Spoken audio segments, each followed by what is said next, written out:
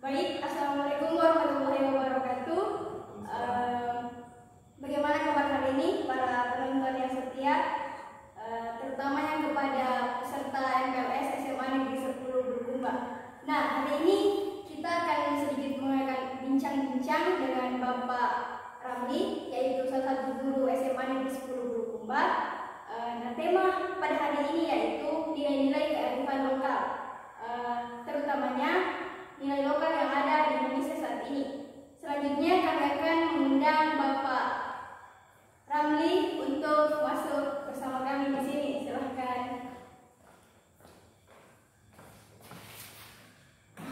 Oke, baik. Apa kabar? Baik. Alhamdulillah baik Pak. Alhamdulillah bagus. Cuma ya namanya juga tugas, saya saat berada di berdua dengan kalian, kemudian menyampaikan apa menjadi amanah dari panitia penerimaan siswa baru dan pengenalan di lingkungan sekolah. Jadi hari ini ya kebetulan saya diberi amanah untuk membahas atau berbagi dengan anak-anak sekalian yang masih baru untuk di kelas 10. Tentunya ada hal-hal yang penting untuk dipahami bersama dalam hal ini, yaitu tentang nilai-nilai lokal dan kearifan lokal khususnya di Sulawesi Selatan. Jadi tentang materi itu ya kira-kira apa yang kemudian bagus untuk dibahas? Berbicara mengenai nilai-nilai kearifan lokal. Menurut Bapak, apa sih itu nilai-nilai kearifan lokal sebenarnya, terutama di Sulawesi Selatan, Loal atau Bulukumba saat ini? Bagus kan gini ya. Jadi kenapa nilai-nilai lokal itu penting untuk dibicarakan? Jadi kerangka berpikirnya seperti ini. Kita memahami bahwa ilmu dan teknologi hari ini itu berkembang sangat pesat. Tentunya perkembangan ini pun menghasilkan banyak produk. Namanya produk-produk globalisasi. Ya sebut itu yang paling populer hari ini kan ya jaringan internet seperti media sosial, Facebook, Twitter dan banyak hal, termasuk game di dalamnya. Ya game online itu.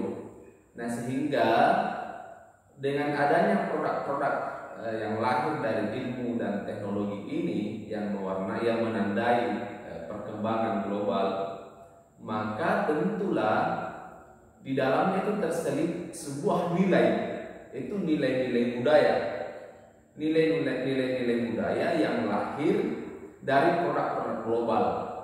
Tentu kalau nilai-nilai yang lahir itu sejalan dengan nilai-nilai lokal kita, tentu kita mampu menerimanya dengan baik. Tetapi kalau ternyata nilai-nilai global itu bertolak belakang dengan nilai-nilai lokal kita yang diwariskan oleh nenek moyang kita, maka tentu ada sebuah kondisi di mana kondisi itu berada dalam kebimbangan antara terjerumus pada sebuah nilai global atau kemudian tetap eksis pada nilai-nilai lokal. Sehingga hari ini sangat penting untuk dibicarakan tentang bagaimana ekstensi posisi nilai-nilai lokal itu terhadap adanya desakan nilai-nilai yang lahir dari produk-produk global. Ya saya kira itulah yang menjadi penting untuk kita bahas hari ini. Bagaimana? Masih ada atau ada pendapat dari Ananda ini tentang bagaimana Anda melihat nilai-nilai lokal pada posisi perkembangan global hari ini? Kalau menurut saya sendiri Pak, sekarang kan globalisasi semakin pesat.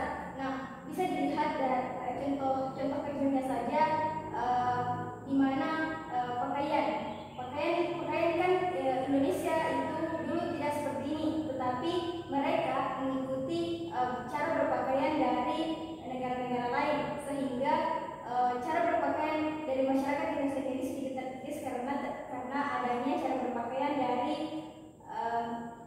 negara-negara yang lain seperti itu.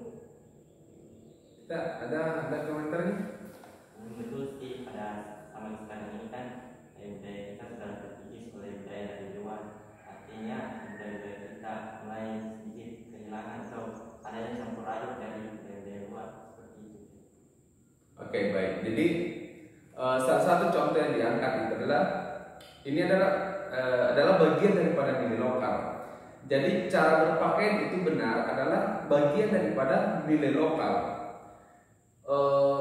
Terbayang di tahun 45-an itu pakaian-pakaian kita itu ala santri sesungguhnya di bagian timur Indonesia. Ada kebaya, walaupun kemudian dulu orang-orang tidak pakai jilbab, tetapi mereka sangat menjunjung tinggi yang disebut dengan nilai-nilai kehormatan yang lahir dari pesan-pesan lokal kita. Contoh kecil begini, kita keluar itu kalau berpakaian yang tidak sepantasnya itu sangat malu rasanya ketika dilihat oleh orang lain. Bahkan saya pribadi mengalami itu, kami tidak jarang dulu berkelahi hanya pada persoalan kami itu diejek atau diolok-olok sama teman, disuka bahwa saya pacaran dengan ini, lalu diolok-olok dengan itu, maka saya pasti mengamuk. Kita biasa berkelahi karena kita malu rasanya kalau kita disebut berpacaran.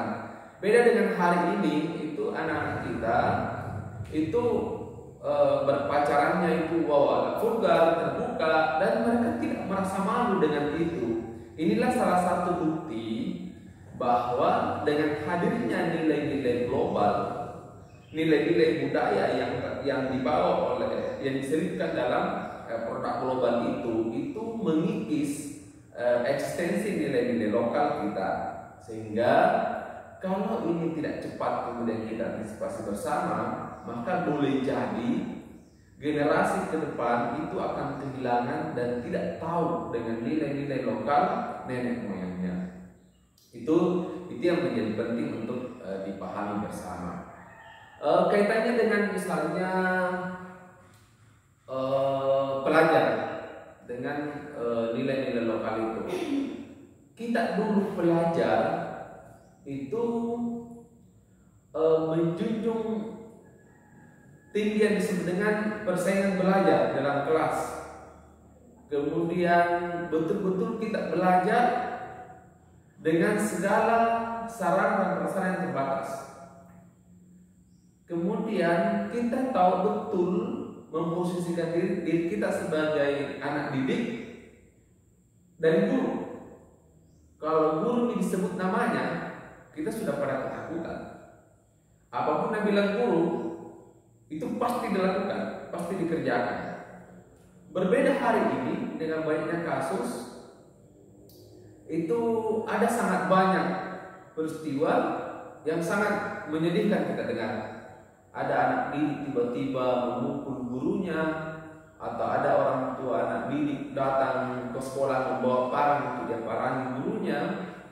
Sehingga saya pernah menulis seperti ini di hari pendidikan itu, itu refleksi pendidikan di Indonesia pasca awal kemerdekaan, di pertengahan setelah perjalanan kemerdekaan pertengahannya sampai hari ini dan hari ini, saya mengatakan bahwa dulu anak sekolah itu paling takut dengan orang tua dan guru di awal-awal kemerdekaan.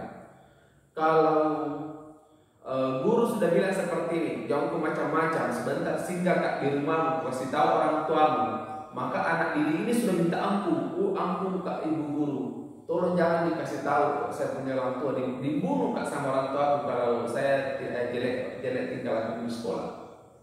Sampai kemudian pergerakan waktu berikutnya, maka posisi anak didik dengan guru itu luar biasa, itu sangat luar biasa, itu posisinya sangat jelas. Sehingga kalau terkadang anak didik bermasalah di rumahnya atau macam-macam dengan orang tuanya tinggal mengancam. Awas kamu macam-macam, sebentar saya singgah di rumahnya guru, aku kasih tahu bahwa kau seperti ini kelakuan kalau pulang dari sekolah. Apa nabi bilang itu siswa? Wih mau minta ampun ke bapak ibu, jangan dikasih tahu ke guruku. Ayo tidak bisa main itu, takut kalau dikasih tahu itu seperti itu. Tapi hari ini beberapa tahun belakangan ini itu saya melihat fenomena yang sangat luar biasa menyedihkan. Begitu anak-anak didik yang anggaplah misalnya tiba-tiba digertak sama gurunya atau kemudian dicubit, karena cubitnya itu pun kemudian terukur tentunya. Tapi apa yang terjadi? Yang terjadi adalah anak didik ini pulang ke rumah mengadu ke orang tuanya. Esoknya datanglah anak didik ini bersama dengan orang tuanya dan kemudian memperkarakan gurunya. Apa artinya? Artinya bahwa posisi antara peserta didik, orang tua, guru itu dari tahun ke tahun bergeser,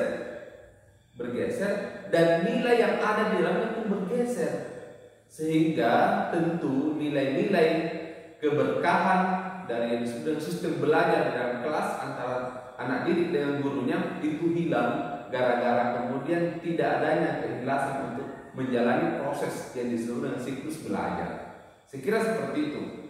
Seperti itu yang terjadi, dan saya kira ini sangat penting untuk dipahami juga untuk anak-anak sekalian yang baru mau masuk di SMA Negeri 10 Bulukumba. Tentunya kalian adalah harapan saya secara pribadi, harapan teman-teman guru yang lain, dan tentunya harapan teman-temanmu yang sudah duluan ada di SMA Negeri 10 ini. Mudah-mudahan kita adalah bagian dari generasi yang mampu menjaga tentang eksistensi nilai-nilai lokal itu, sehingga tercermin budaya rila ala yang luar biasa, budaya wapatabe yang bagus, budaya berterima kasih, budaya meminta maaf, budaya memaafkan, budaya untuk saling menghargai, budaya untuk kemudian saling tolong menolong.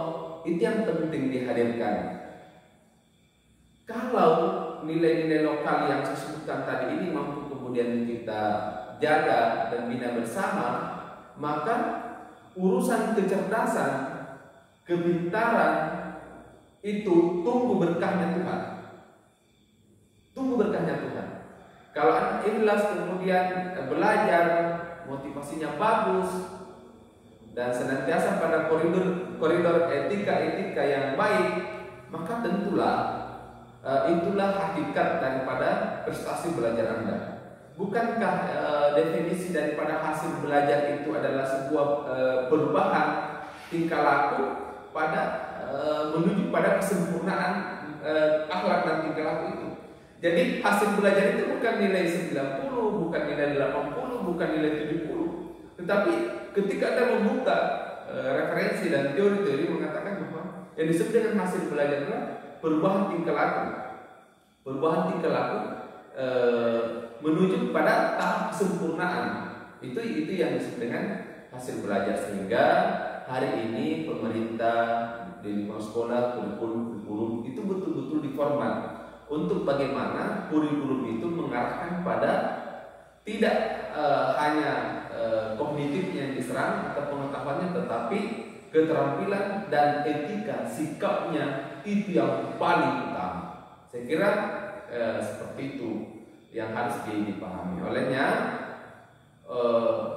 untuk anak-anak sekalian, untuk adik-adik ini yang mau masuk SMA Negeri 10, kalau ingin sukses, pesan saya adalah Anda harus kembali merenung, mereview bagaimana sesungguhnya nilai-nilai dan kearifan lokal kita itu, nilai itu dibawa masuk ke sekolah, sehingga ada sebuah sistem nilai yang terbangun di sekolah, dan sistem nilai itu menjadi kebiasaan dan tertanam pada kita masing-masing, sehingga begitu kita keluar dari lingkungan sosial, nilai dan sistem itu pun mampu kita terapkan, dan tentunya kita akan menjadi generasi yang cemerlang.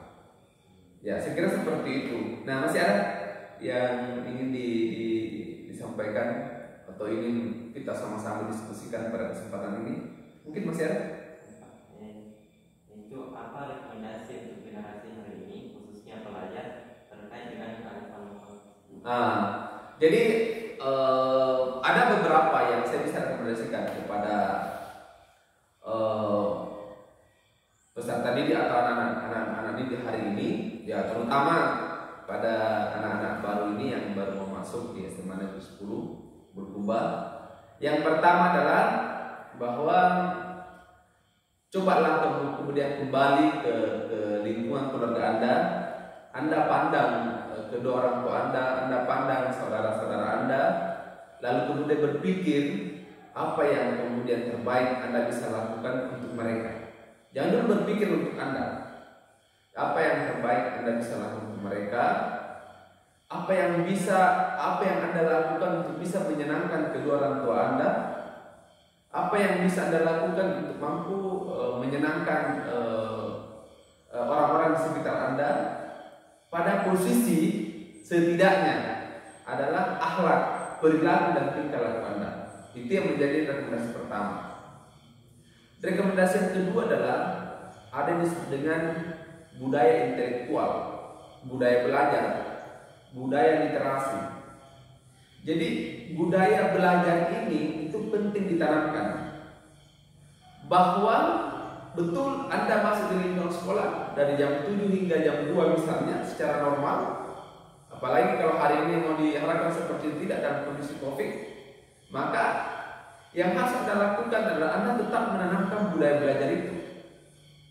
Karena belajar yang sesungguhnya itu adalah tidak hanya di ruang kelas, tetapi belajar di luar, yaitu bagaimana Anda belajar membangun komunikasi dengan orang, bagaimana Anda belajar secara otodidak, membaca buku yang banyak, membaca tanda-tanda alam.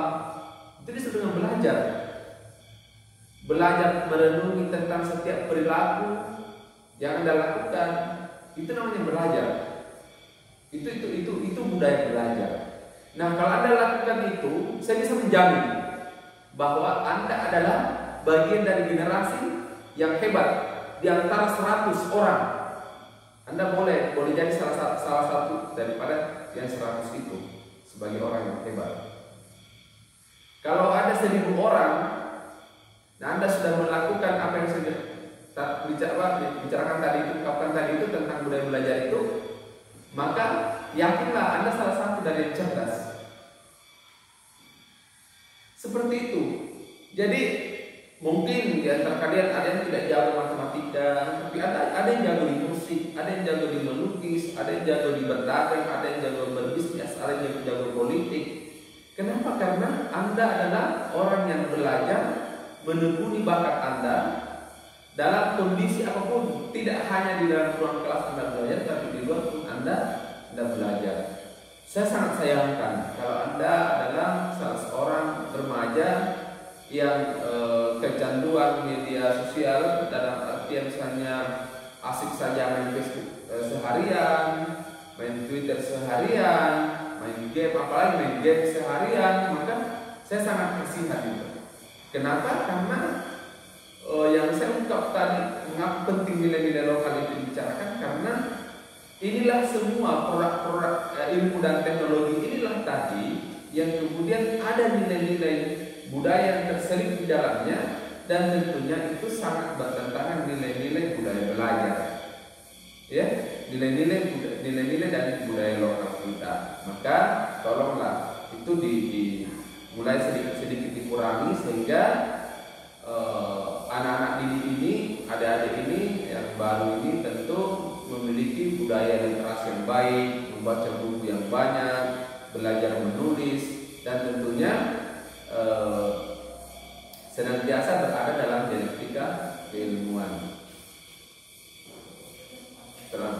Ya, kita kedatangan teman. Ayo sini, gabung.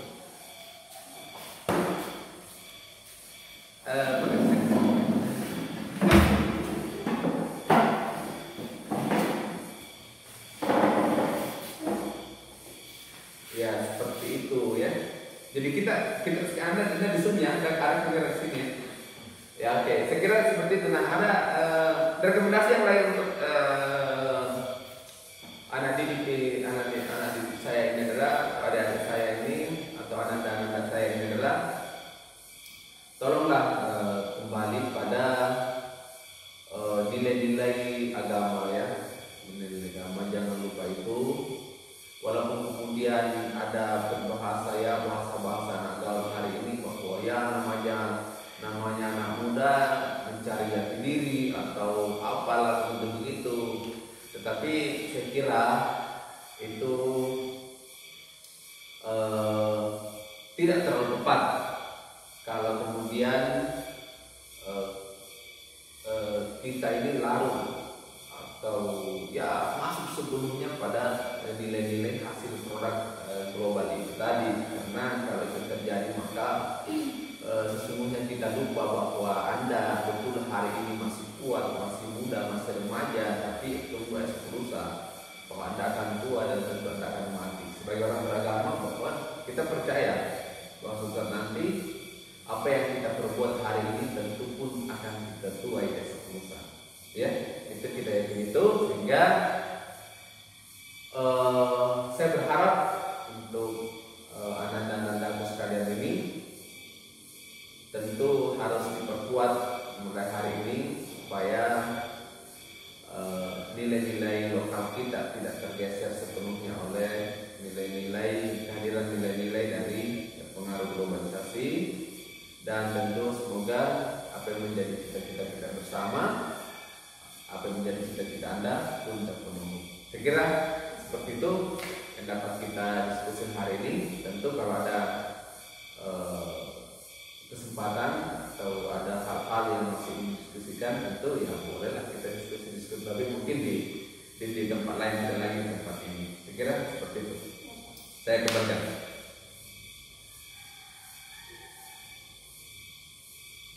Jadi sudah bisa ditutup? Ya, Ya. Ya, oke. Saya kira cukup.